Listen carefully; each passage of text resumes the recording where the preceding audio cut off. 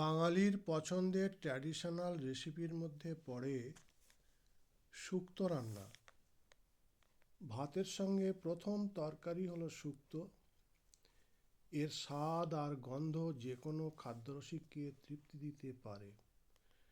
বাড়িতে থাকা সাধারণ কয়েকটা সবজি দিয়ে অতি সহজেই যে কেউই এই রেসিপিটা বানিয়ে নিতে পারেন।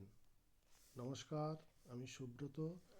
আপনারা দেখছেন মুক্তিকণা কিচেনে শুক্তো রান্নার রেসিপিটা। আমি একদম সহজভাবে এই রান্নাটা করে নেব। এই রেসিপিটা রান্নার জন্য সামান্য সর্ষের তেল আর 1 চামচ ঝর্ণা ঘি ব্যবহার করেছি। এই সামান্য তেল আর ঘি দিয়ে যে এমন সুস্বাদু রান্না করা যায় তা চোখে না দেখলেই বুঝতে পারবেন না। কী কী নিয়েছি দেখুন। সবজির মধ্যে নিয়েছি বিনস, শিম, আলু, রাঙালু, পেঁপে, গাজর, ডাঁটা,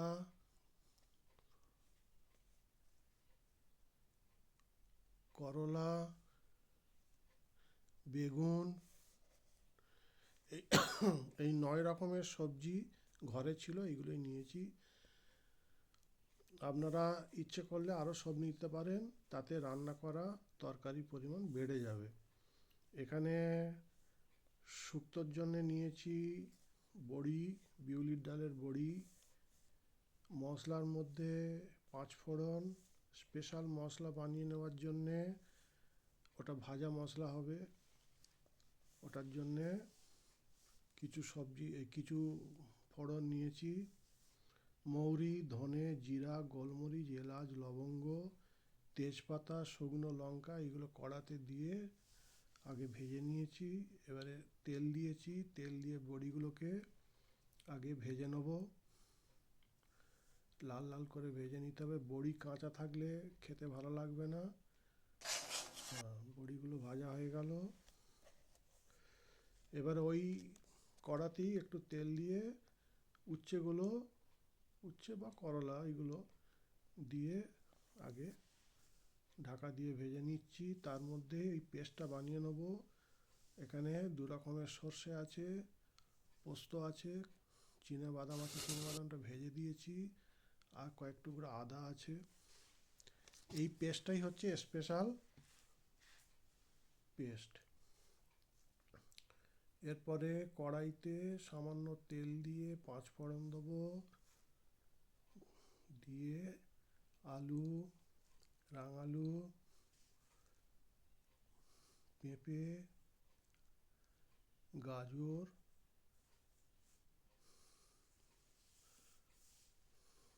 দিয়ে নিচ্ছি। দিয়ে এটা একটু কষিয়ে নেব।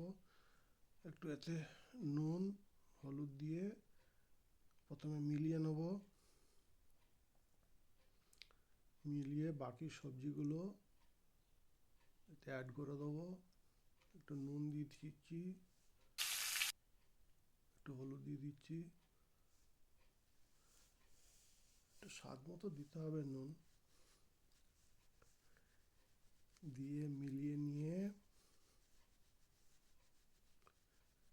বাকি সবজিগুলো আস্তে আস্তে দিয়ে দেবো।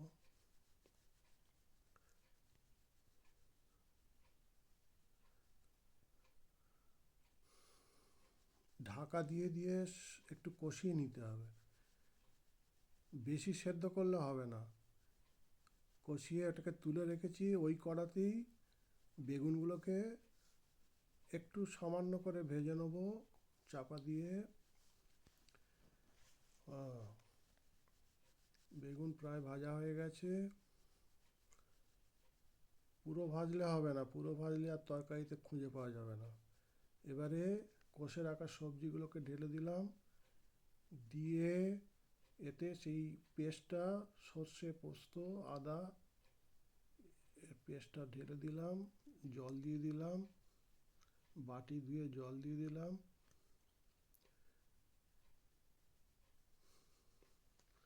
এবারে ঢাকা দিয়ে কিছুক্ষণ ফুটতে দেবো।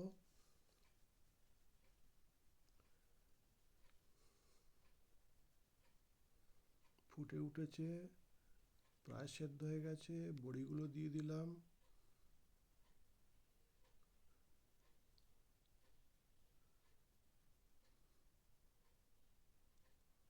মশলা, স্পেশাল মশলা যেটা করে রেখেছিলাম সেইটা অ্যাড করে দিলাম। এবারে ঘি দিয়ে দিচ্ছি। রান্না প্রায় শেষ, কমপ্লিট হয়ে এসছে।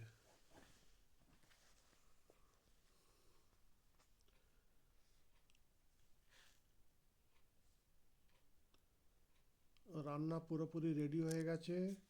এখানে বলে রাখা ভালো, বেশিরভাগ ক্ষেত্রে শুক্তোতে হলুদের ব্যবহার হয় না, কিন্তু আমি এখানে সামান্য হলুদ দিয়েছি। আমার রেসিপিটা ভালো লাগলে লাইক করে দেবেন। রেসিপিটা ভালো লাগলে চ্যানেলটা সাবস্ক্রাইব করতে দিতে ভুলবেন না। নমস্কার, সবাই ভালো থাকবেন।